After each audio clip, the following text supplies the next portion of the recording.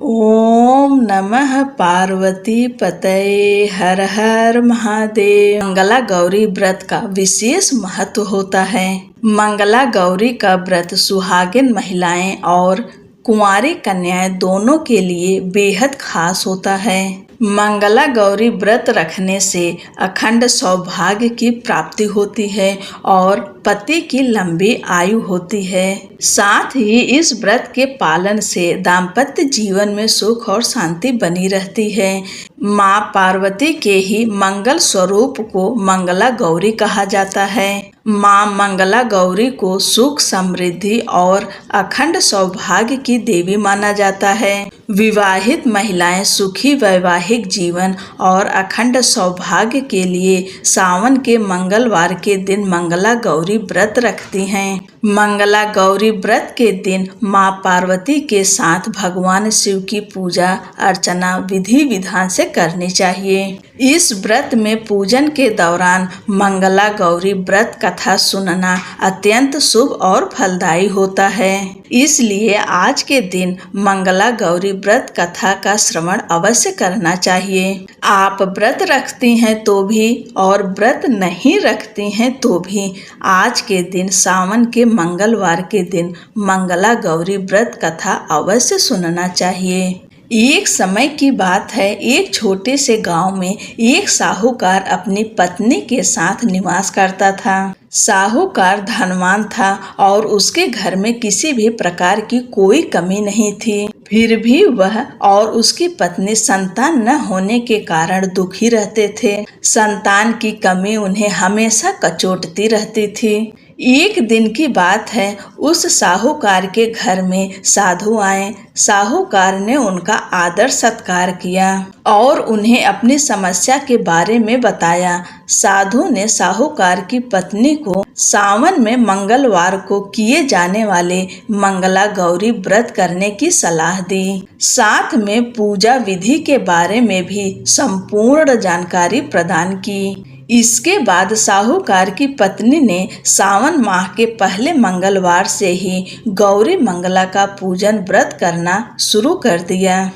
अब वह हर मंगलवार को विधि पूर्वक व्रत और पूजा पाठ करने लगी। इस प्रकार कई महीनों तक उसने वह व्रत किया।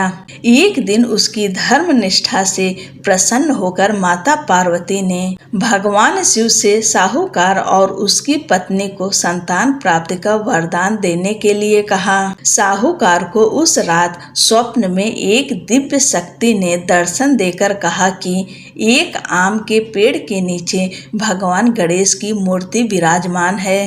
तुम उस पेड़ से आम तोड़कर अपनी पत्नी को खिला देना, इससे तुम्हें संतान की प्राप्ति का सुख मिलेगा।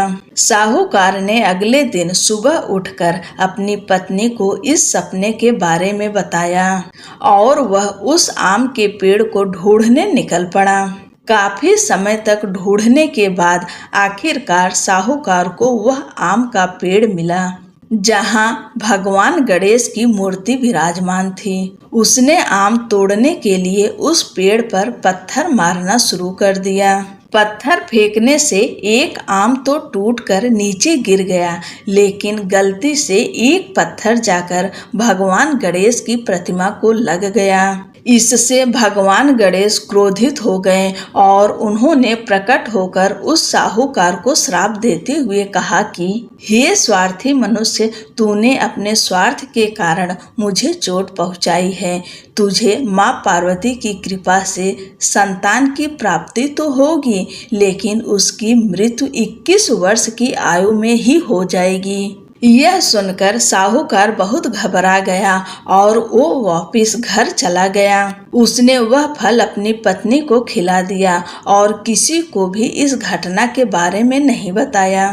कुछ समय पश्चात भगवान शिव और माता पार्वती के आशीर्वाद से साहूकार और उसकी पत्नी को पुत्र की प्राप्ति हुई। इससे उन दोनों के जीवन में खुशी का ठिकाना न रहा, लेकिन साथ ही साहूकार इस बात से भी चिंतित था कि उसका पुत्र अल्पायु होगा। देखते ही देखते वह बालक 20 वर्ष का हो गया और व्यापार में अपने पिता का हाथ बटाने लगा। एक दिन घर लौटते समय साहूकार पेड़ की छांव में तालाब किनारे बैठकर अपने पुत्र के साथ भोजन करने लगा। तभी वहां कमला और मंगला नामक दो कन्याएं कपड़े धोने के लिए आईं और कपड़े धोते हुए आपस में बात करने लगीं। कमला ने मंगला से कहा कि मैंने इस सावन मास में प्रत्येक मंगलवार को मंगला गौरी व्रत रखने का निश्चय किया है। तुम भी माँ पार्वती को समर्पित यह व्रत अवश्य करना। इससे माता पार्वती प्रसन्न होती हैं और आप पर उनकी कृपा दृष्टि बनी रहती है।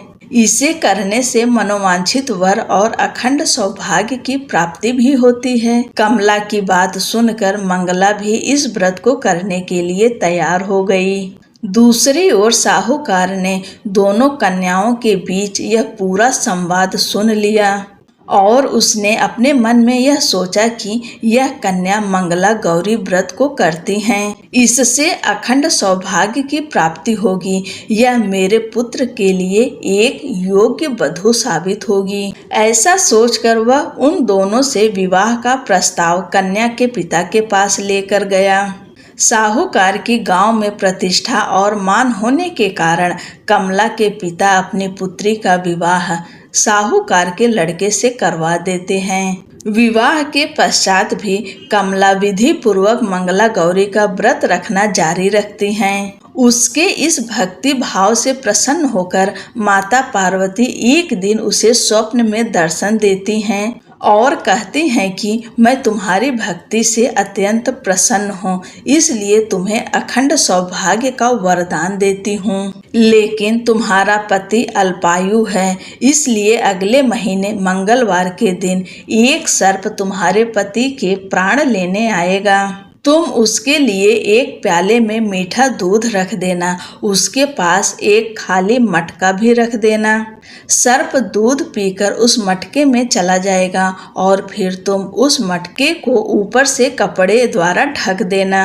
अगले मंगलवार को कमला ने माता पार्वती की बात मानकर एक प्याले में मीठा दूध रख दिया और पास में एक मटकी भी रख दी। सर्प ने आकर दूध पिया और मटकी में जाकर बैठ गया।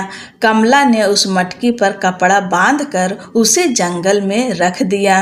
माता पार्वती की कृपा से कमला के पति के प्राण बच गए। इस प्रकार मंगला गौरी व्रत के पुण्य फल से साहूकार का पुत्र श्राप मुक्त हो गया। जब कमला ने घर से सबको इस चमत्कार के बारे में बताया तो सभी आश्चर्यचकित रह गए। इसके बाद साहूकार और उसकी पत्नी ने अपने पुत्र और पुत्रवधू को आशीर्वाद दिया और पूरा परिवार सुखपूर्वक जीवन व्यतीत करने लगा। बोलो माता पार्वती की जय, भगवान शंकर की जय। हर हर महादेव।